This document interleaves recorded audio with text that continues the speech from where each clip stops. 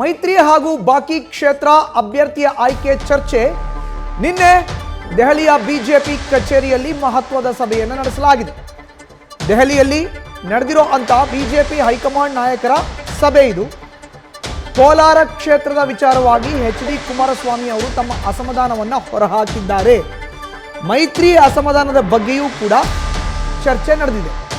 ಹೆಚ್ಚಿನ ಡೀಟೇಲ್ಸ್ ನಮ್ಮ ಪ್ರತಿನಿಧಿ ಜಗದೀಶ್ ನೀಡ್ತಾರೆ. ನೇರ ಸಂಪರ್ಕಕ್ಕೆ ಜಾಯಿನ್ ಆಗಿದ್ದಾರೆ. ಜಗದೀಶ್, ನಿನ್ನೆ ಸಂಜೆ ದೆಹಲಿಯ ಬಿಜೆಪಿ ಕಚೇರಿಯಲ್ಲಿ ಮಹತ್ವದ ಹೈ ವೋಲ್ಟೇಜ್ ಮೀಟಿಂಗ್ ನಡೆದಿದೆ. ಸಭೆಯಲ್ಲಿ ನಡೆದಿರೋ ಅಂತ ಪ್ರಮುಖ ವಿಚಾರಗಳ ಚರ್ಚೆ ಆದರೂ ಏನು ಜಗದೀಶ್? ಮಧುಸೂದನ್, ನಿನ್ನೆ ತಡರಾತ್ರಿ 1 ಗಂಟೆವರೆಗೂ ಸಹಿತ ಬಿಜೆಪಿ ಹೈಕಮಾಂಡ್ ನಾಯಕರ ಜೊತೆಗೆ ರಾಜ್ಯದ ನಾಯಕರುಗಳ ಚರ್ಚೆ ನಡೆಯುತ್ತೆ. ಆ ಸಂದರ್ಭದಲ್ಲಿ ಉಳಿದಿರತಕ್ಕಂತಹ 5 ಲೋಕಸಭೆ ಕ್ಷೇತ್ರಗಳ ಕಗ್ಗಂಟೇನಿದೆಯಲ್ಲ ಅದರ ಬಗ್ಗೆ ಚರ್ಚೆ ನಡೆದಿರುವಂತದ್ದು ಮತ್ತು ಅದರ ಜೊತೆಗೆ ಕೋಲಾರ ಬಗ್ಗೆಯೂ ಸಹಿತ ಬಹಳಷ್ಟು ಬಿಜೆಪಿ ನಾಯಕರಿಗೆ ಕ್ವಶನ್ ಮಾರ್ಕ್ ಇತ್ತದು.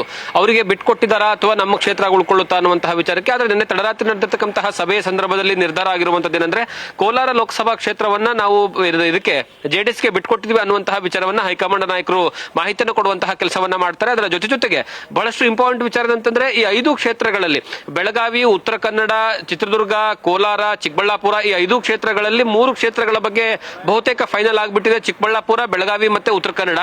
ಆದ್ರೆ ಉಳಿದಿರ್ತಕ್ಕಂತಹ ಚಿತ್ರದುರ್ಗ ಮತ್ತು ಏನಂದ್ರೆ ರಾಯಚೂರು ಈ 2 ಕ್ಷೇತ್ರಗಳ ಬಗ್ಗೆ ಇನ್ನೂವರೆಗೂ ಸಹಿತ ಗೊಂದಲ ಇದೆ. ಕಾರಣ ಏನು ಅಂತಂದ್ರೆ, ಒಂದು ಚಿತ್ರದುರ್ಗದಲ್ಲಿ ಸ್ಥಳೀಯ ಇರುವಂತಹ ಹಾಲಿ ಸಂಸದರೇನಿದ್ದಾರೆ ಆರಂಭಿಕ ಹಂತಗಳಲ್ಲಿ ಯಾವುದೇ ಕಾರಣಕ್ಕೂ ಅಲ್ಲಿ ನಿಂತ್ಕೊಳ್ಳೋದಿಲ್ಲ ಅನ್ನುವಂತಹ ವಿಚಾರನ ಹೇಳಿದ್ರು. ತದನಂತರ ನಾವು ಮತ್ತೆ ಸ್ಪರ್ಧೆ ಮಾಡ್ತೀನಿ ಲೋಕಸಭಾ ಕ್ಷೇತ್ರಕ್ಕೆ ಅಂತ ಹೇಳಿದ್ರು. ಇದರಿಂದ ಗೊಂದಲ ಆಗಿದೆ. ಮತ್ತೆ ಅವರ ಬಗ್ಗೆ ರಿಪೋರ್ಟ್ ಕಾರ್ಡ್ಗಳು ಸಹಿತ ಏನಂತಂದ್ರೆ ಬಹಳಷ್ಟು ನೆಗೆಟಿವ್ ಆಗಿರುವಂತಹ ಕಾರಣಕ್ಕಾಗಿ ಅದನ್ನ ಏನಂದ್ರೆ 22ನೇ ತಾರೀಕು ನಡೆಯುವಂತಹ ಅಂತಿಮ ಹಂತದ ಸಿಇಸಿ ಸಭೆಗೆ ಮುಂದೂಡಲಾಗಿರುವಂತದ್ದು. ಇದೇ ರೀತಿಯಾಗಿ ಯಥಾವತ್ತಾಗಿ ರಾಯಚೂರು ಲೋಕಸಭಾ ಕ್ಷೇತ್ರದ ಬಗ್ಗೆನೂ ಸಹಿತ ಇದೇ ರೀತಿಯಾದಂತಹ ಏನಂದ್ರೆ ಯಾರಿಗೆ ಟಿಕೆಟ್ ಕೊಡಬೇಕು ಅನ್ನುವಂತಹ ಗೊಂದಲ ಇನ್ನೂವರೆಗೂ ಸಹಿತ ಇರುವಂತಹ ಕಾರಣಕ್ಕಾಗಿ ಈ 2 ಕ್ಷೇತ್ರಗಳನ್ನ 22ನೇ ತಾರೀಕು ಅಂತಿಮವಾಗಿ ನಿರ್ಧಾರ ಮಾಡಲಾಗುತ್ತೆ. ಆದ್ರೆ ಬೆಳಗಾವಿಯಿಂದ ಬಹುತೇಕ ಏನಂದ್ರೆ ಜಗದೀಶ್ ಶೆಟ್ಟರ್ ಹೆಸರು ಮತ್ತೆ ಚಿಕ್ಕಬಳ್ಳಾಪುರದಿಂದ ಡಾಕ್ಟರ್ ಸುಧಾಕರ್ ಅವರ ಹೆಸರನ್ನ ಅಂತಿಮಗೊಳಿಸಲಾಗಿರುವಂತದ್ದು. ಆದ್ರೆ ಅಂತಿಮವಾಗಿ ಅದಕ್ಕೆ ಮುದ್ರೆಯನ್ನು ಕೊಡುವಂತದ್ದು ಪ್ರಧಾನಿ ನರೇಂದ್ರ ಮೋದಿ ಅವರು ನಡೆಸುವಂತಹ 22ನೇ ತಾರೀಕಿನ ಸಿಇಸಿ ಸಭೆಯಲ್ಲಿ ಅಂತಿಮವಾಗಿ ನಿರ್ಧಾರವಾಗುತ್ತೆ. ಹಾಗಾಗಿ ರಾಜ್ಯದ ನಾಯಕರುಗಳು ಸಹಿತ ಈಗಾಗಲೇ ಸಭೆಯನ್ನ ಮುಕ್ತಾಯ ಮಾಡಿಕೊಂಡು ಕರ್ನಾಟಕಕ್ಕೆ ತೆರಳಿದ್ದಾರೆ.